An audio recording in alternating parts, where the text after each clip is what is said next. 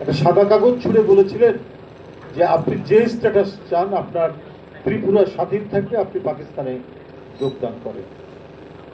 কিন্তু আলটিমেটলি সেটা করেননি, তারা ওই দিকেই গিয়েছে।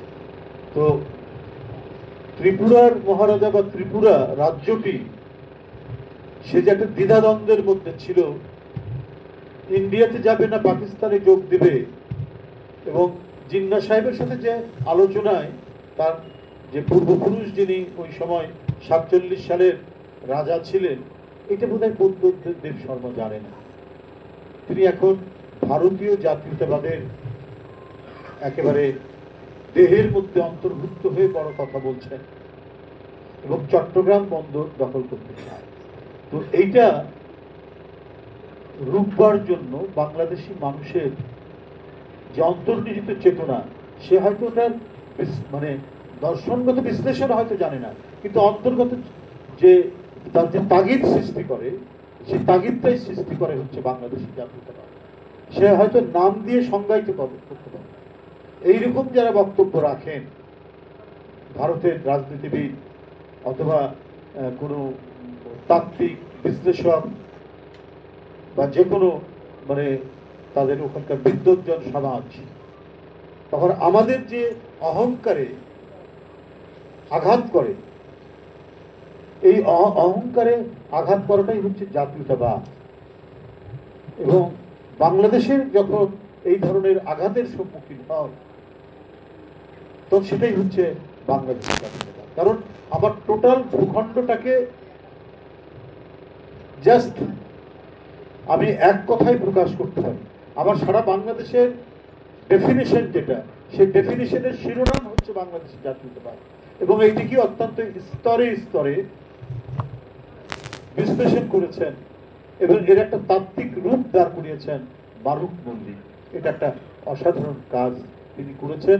আজও এই জন্য প্রাসঙ্গিক যে আজকে আমরা দেখেছি যে নানা সময়ে ভারতের রাজনীতিবিদরা নানা ধরনের বয়ান তৈরি করে বাংলাদেশের বিরুদ্ধে ক্রমাগত অপপ্রচার চালিয়ে যান। এবং গতকালও একটি ঘটনার কথা আমি যেটি উল্লেখ করলাম, তখন এই বইটি আমার মনে হয় বাড়িতে বাড়িতে প্রতিটি মানুষের কাছে যাওয়া উচিত।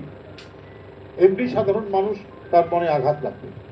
আবার এক শিক্ষক, রাজশাহী ইউনিভার্সিটির ভাইস চ্যান্সেলর ছিলেন ডক্টর রামানন্দ সাহেব, তিনি একবার একটি প্রোগ্রামে এসে আমাদের প্রোগ্রামে এসে বলেছিলেন যে জাতীয়তাবাদ মানে কি।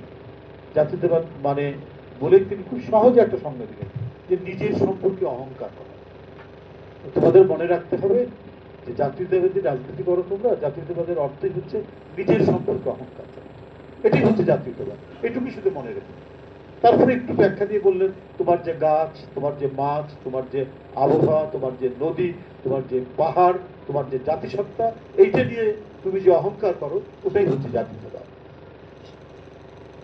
তো সেদিন সেই ভাইস চ্যান্সেলর সাহেবের এই কথাটা খুব সুন্দরভাবে এবং একটা ইউনিভার্সিটির ছাত্র বোঝার মতো করে তিনি কথাটা বলেছিলেন। সেটা আজও আমরা মানে আমি ধারণ করে থাকি।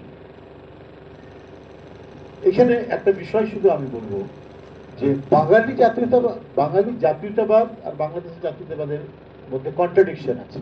কিন্তু বাঙালির যে একটা জাতিসত্তা, একটি সত্তা, একটা রেসটা হচ্ছে একেবারে বায়োলজিক্যাল। এটা হচ্ছে একেবারে বায়োলজিক্যাল। এবং এইটা পশ্চিম বাংলার বাঙালি আমাদের বাঙালির মধ্যে কোনো পার্থক্য নাই। আমরাও ভাত খাই, ওরাও ভাত খাই। আমরা আলু ভর্তা খাই, তারাও আলু ভর্তা খায়। পুঁই শাক দিয়ে, চিংড়ি মাছ দিয়ে রান্না করি, তারাও করি। এবং বায়োলজিক্যাল এই কারণে যে চেহারাগত দিক থেকেও খুব একটা গরমিল নেই। প্রায় যদি বিশ্বের যে কোনো দেশে পশ্চিম বাংলার লোককে আমাদের লোককে ছেড়ে দিলে সবাই বলবে যারা একই রেস। যেটা পৃথিবীর বিভিন্ন দেশেও কিন্তু এই ধরনের রেস আছে, কিন্তু পলিটিক্যাল আইডেন্টিটি ভিন্ন। মমতা ব্যানার্জি কিছুদিন আগে বলেছেন যে ওরা বাঙালি, আমরাও বাঙালি, মানে বাংলাদেশেরা এরাও বাঙালি, আমরাও বাঙালি, কিন্তু আমাদের আইডেন্টিটি হচ্ছে, আমাদের ন্যাশনালিটি হচ্ছে আমরা ইন্ডিয়ান, ওরা বাংলাদেশ।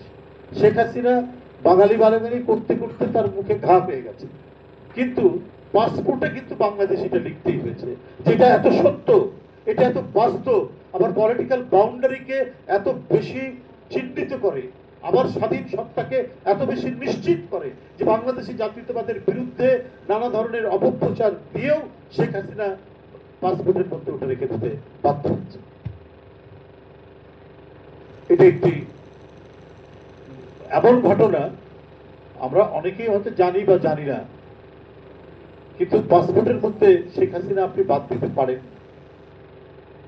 মানে শেখ হাসিনার প্রবণতা হচ্ছে জিয়াউর রহমান যা করে গেছে সেটিকে রাখা যাবে না। যেমন সংবিধানের মধ্যে আল্লাহর নাম এবং আস্থা এবং বিশ্বাসের কথা বলেছে, ওটাও বাদ দিয়েছে। আবার বিসমিল্লাহির রহমানির রহিমটা বাদ দিয়েছে। এটা সমস্ত পলিটিক্যাল ব্যাপার, এটা উনি এটি করেছেন। কিন্তু বাংলাদেশিটা আলটিমেটলি তিনি বাদ দিতে পারেন। এটা শেখ হাসিনা এ ব্যাপারে আর যেতে পারেননি, এখানে আর তিনি হাত দিয়ে ওটা মুছে ফেলতে পারেন। ওটা মুছে ফেলতে গেলে বাংলাদেশের আইডেন্টিটি থাকে না। আমি বলেছি রেস বহু দেশেই থাকতে পারে। আপনার আমেরিকার হোয়াইটরা আর ইংল্যান্ডের বা জার্মানি বা ফ্রান্সের হোয়াইটরা রেস তো একই, বায়োলজিক্যাল শেপ তো একই, হোয়াইট ম্যান, আমি হোয়াইট ম্যানদের কথা বলছি। কিন্তু ইমারসন নামে একজন বিখ্যাত রাইটার আছে আমেরিকা, মানে স্বাধীনতার জাস্ট ইমিডিয়েট পরপরই ইমারসন, তিনি একজন কবি নাম করা, তিনি একজন প্রাবন্ধিক, তিনি কিন্তু খুব একেবারে রুখে দাঁড়িয়েছেন।